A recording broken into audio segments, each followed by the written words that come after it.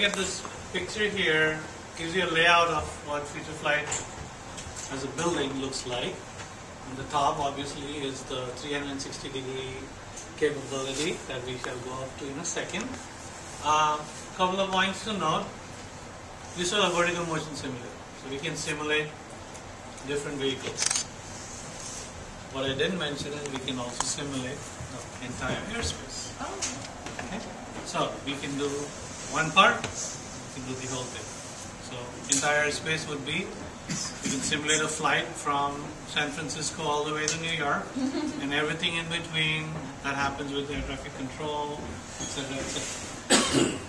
The extreme case, at one location where you have the airport itself, the tower control, can be simulated here. We've done simulations for Chicago, LAX, SFO, Dallas, Fort Worth, and you're going to see another airport up there.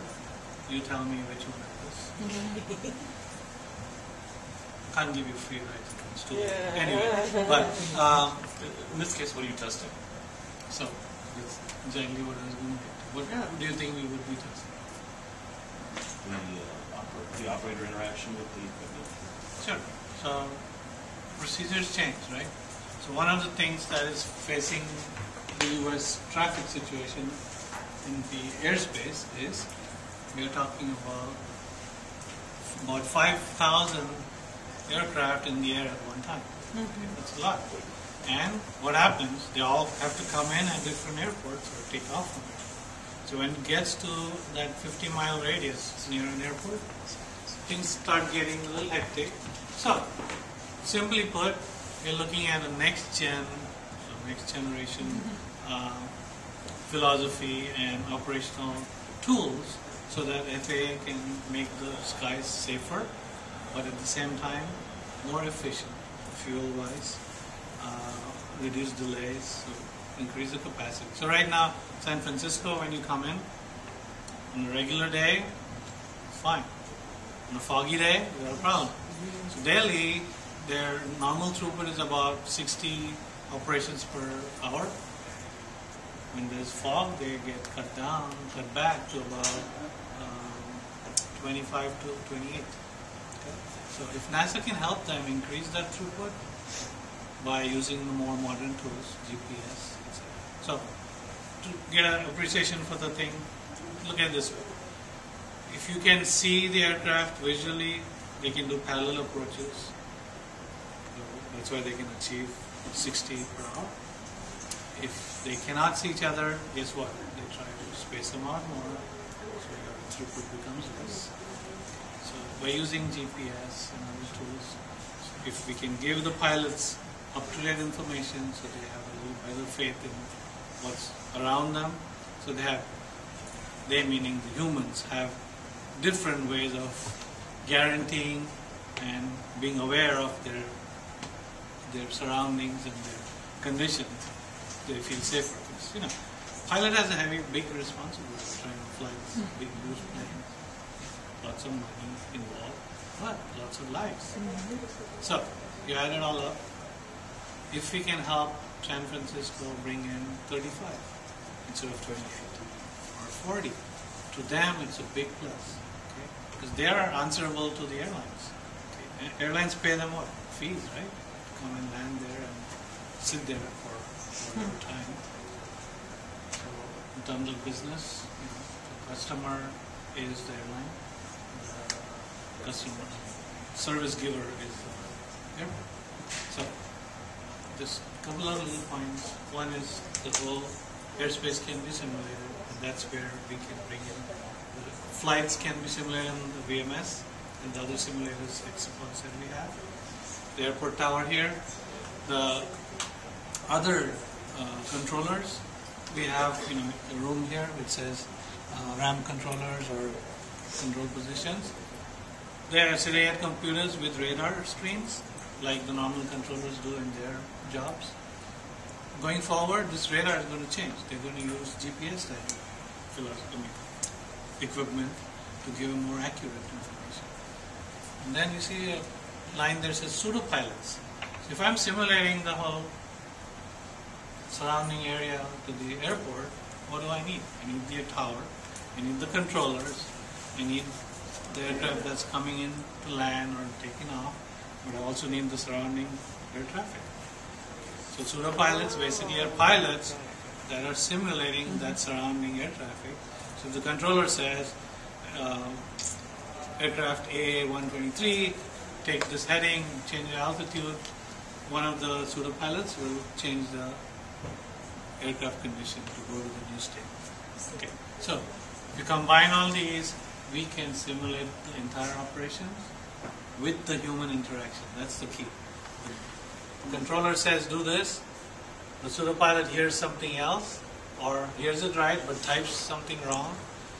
It's normal, right? Humans do make mistakes. So we want to introduce or account for those errors.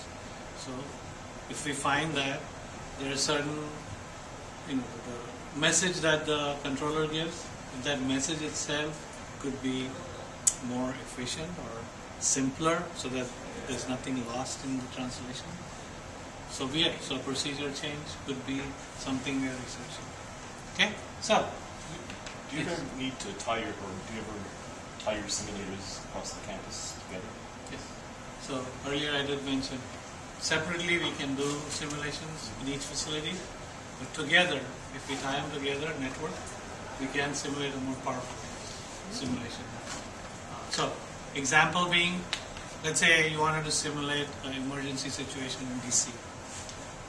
You have an intruder, you have military aircraft coming in to chase him or her, aircraft out or take care of it. In the tower, you have civilian controllers. They have their own lingo. Military controllers have a different way of speaking to their people. So we could have those guys come in the tower here. The high performance aircraft could be simulated in the VMS. The airlines that are coming in for landing or taking off in the CVSRF. Surrounding air traffic using pseudo-pilots. So you put them all together, we tie them using HLA protocol for the networking. And we've done it, and we are able to connect even outside. It's a trick question, it's not been built. Okay? So this is near Las Vegas. Oh. This is not Las Vegas though. This is the airport that they were planning to build. And basically right now I think it's probably on hold because of the recession or the economy. Anyway, so this is Ivanpah Valley. By the way, thank Rod David here who's been kind enough to bring everything up for us. So quick one on this airport, and then I want you guys to see Mars, so I know you have a time limit here. Perfect thing is, how can we use this? We can look at procedures. For this brand new airport, they wanted to make a decision, do we build it with runways on either side of the tower, the way it is, widely spaced, or runways on one side of the tower, closely spaced as they're called. So trade-off wise, this is safer. There's no interaction, you got wide spaces for arrivals and departures. If they're closely spaced, less concrete to be poured, so it's cheaper. But think in the long term. Safety gives you, the economy too. Because one accident will probably eat up all your savings that you did by putting in closely spaced. Okay? So simple things like that. So it's not just about the money, but it's also about the procedures. So they wanted to see, so the goal was to hand off a lot of the cargo traffic, international traffic, and things that could be offloaded easy from our main Las Vegas airport. And that's why they were planning for this. So they ran the traffic through here for future scenarios. So that's why in here you see an Airbus. This was done about 3-4 years ago. So we did simulate the Airbus, which was in operation at that point. Now Las Vegas needs more customers. Yep. So right now I think they're holding off. If you look at this screen, there's so many things we can do in here. This is one possibility. You want to zoom in on an area to see, okay, how long is the wait, or what's happening here, is there a problem turning, so on and so forth. Okay. The other thing we can do is change the weather conditions. So if you want to simulate this in rain, snow, winds, we can do that too. And look at it. Imagine if you were doing this for Dallas Fort Worth. The lines are much longer. It's snowing. There's just snow in Las Vegas. So every Christmas I come here, I can be guaranteed to have a white Christmas. Do you also do audio? Like Yes. sound audio? Yes. So the audio in here primarily would be the controllers talking with each other, the chatter and those things. Usually in the tower, you do get sound from the airplanes coming in and out. From the engines? Yeah. All that stuff can be changed. So what's two examples that you have a lot of cameras monitoring people's space? Yeah, let's see. So if you look around, go closer to the thing, you'll see surveying around the side. And you can have cameras. Where are the cameras? So we have them available. So on the counters underneath, you can see these displays. That's where the controller tools will be displayed. On one side here is what they call flight strips. So normally controllers use these for a summary of their aircraft that are coming in and stuff. And for the different aircraft, there's information on it. Aircraft call sign, where it's headed, what time it's going to leave or arrive, and so on and so forth. So those flight strips are still being done manually. They're trying to go to electronics. So one of our recent simulations right now is going to evaluate how the electronic version would work. Are there any hang-ups? Do we lose efficiency or do we gain some?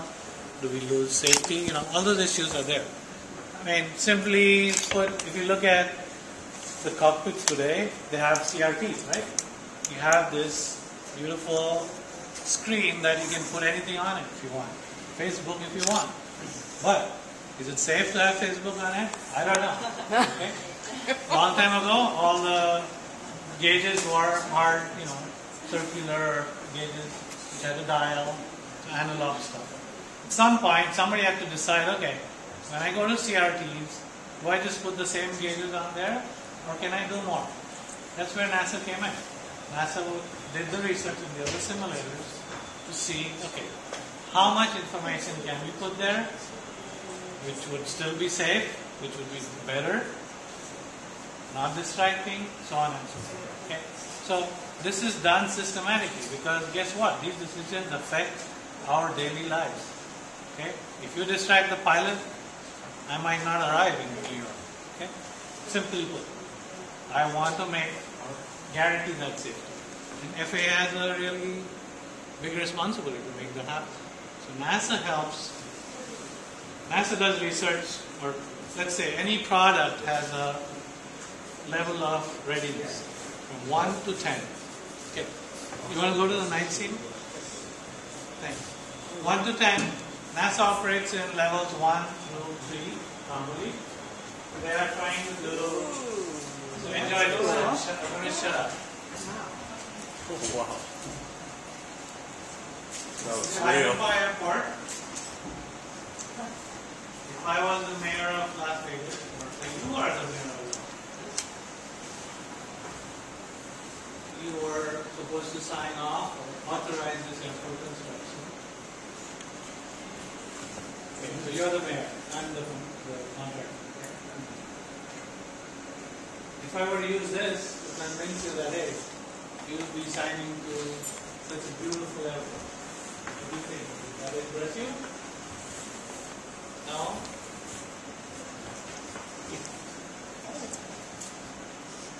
The point I'm trying to make is stakeholders also gain from simulating. It's not just the research, not just airlines, not just the FAA. People who have to make decisions for non-technical reasons also can gain from simulation. So obviously our graphics person has done a great job putting this together. Basically from plans that they gave us. We didn't have a picture saying this is how it would look. But we worked with them to put it all together. Okay? Alright, do you want to go to Mars or do you want to stay on the ground? Yes, Mars. So talking about TRL levels, so sorry, technical readiness levels, 1 to 10. One is something brain idea we come up with. Hey, how about coming up with a hybrid car? We started that, right? And number 10 is the Prius that's driving in the street. It's ready, people are buying it and using it. So NASA will be in level 1 to 3. Take it so far as to proving that the concept works, and then somebody else takes it further. So FAA generally will take it. So we are evaluating the air traffic concepts, air traffic management concepts. We will get to level 3 or 4 and work with the FAA for 4, 5, 6. So 6 would be something like a field test. Government procedure to implement it there. Throughout the domestic airspace, it's going to take a while. So once the field test is done and FAA approves it, then they start doing it. Okay? So it gives you an idea where NASA comes in with that whole technology lab. Alright, welcome to Mars. These pictures were basically stitched together using flat photos from the rover.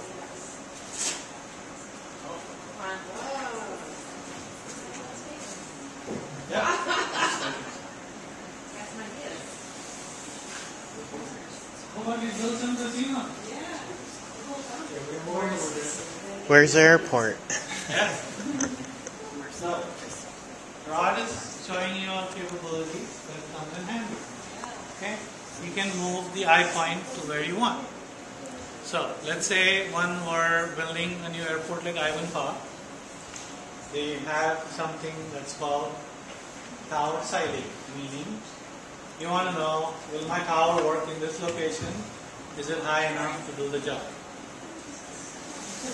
You don't want to find out after pouring all that concrete that my tower is in the wrong place and in the wrong height. Okay? Come in here, do a simulation. You can verify all your dimensions, your procedures, everything, and then go out and build it. Okay? Saves you millions of dollars from making mistakes.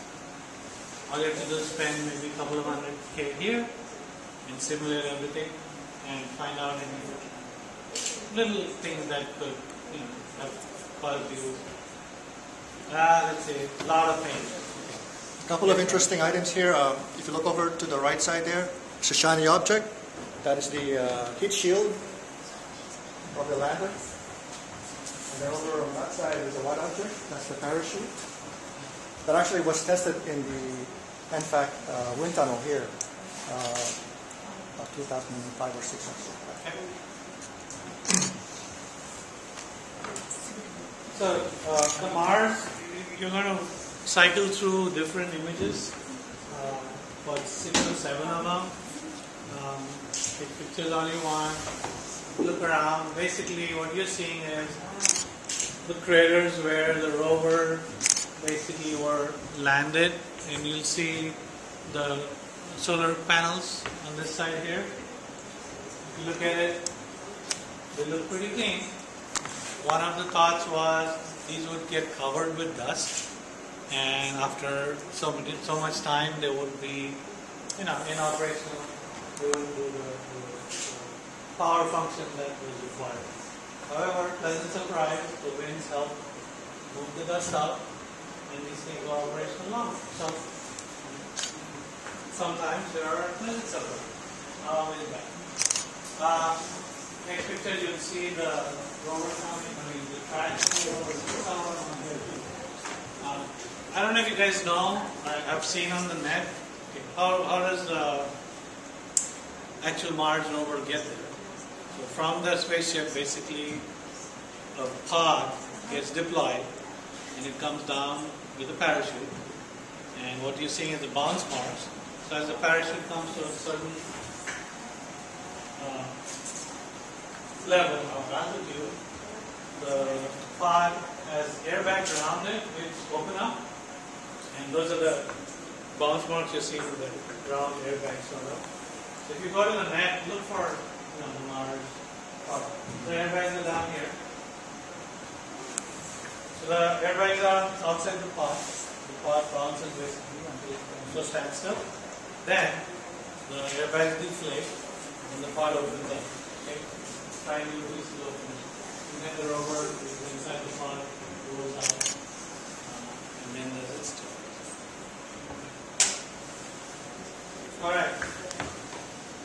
Please ask questions and enjoy the view. Next one will have a nice picture of the live. There's your pod.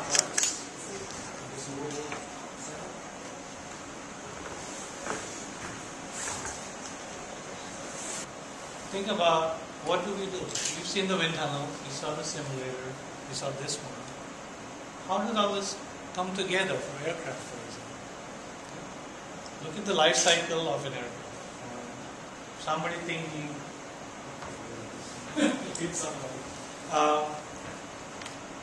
somebody wants to build the Joint Strike Fighter. Started on napkin.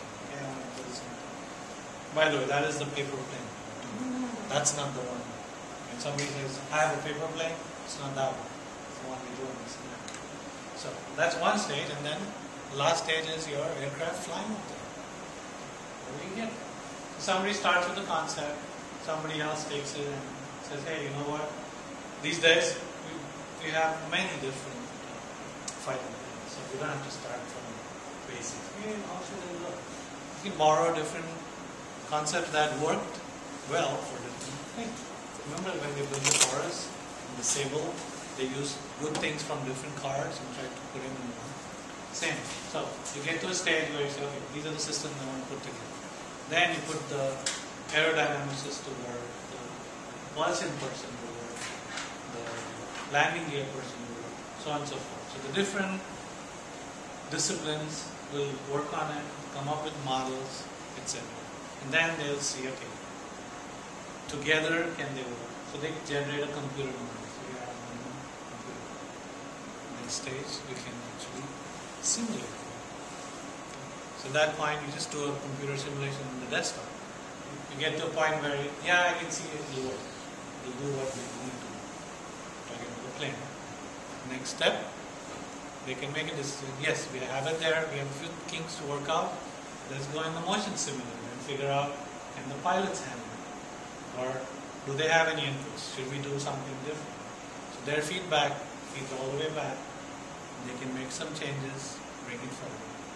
Until you get to a point where we have everybody happy. We have the dollar and cents make sense. That's when you make a decision, let's build this thing. Then you build the prototype, you go to flight test it. Once you're happy again, then you start mass production. So what have I told you? Where do the things come in? The wind tunnels come in when you're looking at the aerodynamics. Computational fluid dynamics come in at the same part. Those computers do what the wind tunnels used to do, but wind tunnels tell you some information which you cannot get on the computer. Okay? So they still need to be doing together. The simulators tell you something more. Flight simulators, which with motion tell you what the pilots feel about it. So throughout, what are we doing? We're iterating on the life cycle before you go to actually build and spend lots of money and maybe put somebody's life in danger. Do the simulation to make sure you're safe. And what was the other reason we simulate? There you go. The mighty dollar. Hey, thanks everyone. See you guys. Thank you. Have a great day.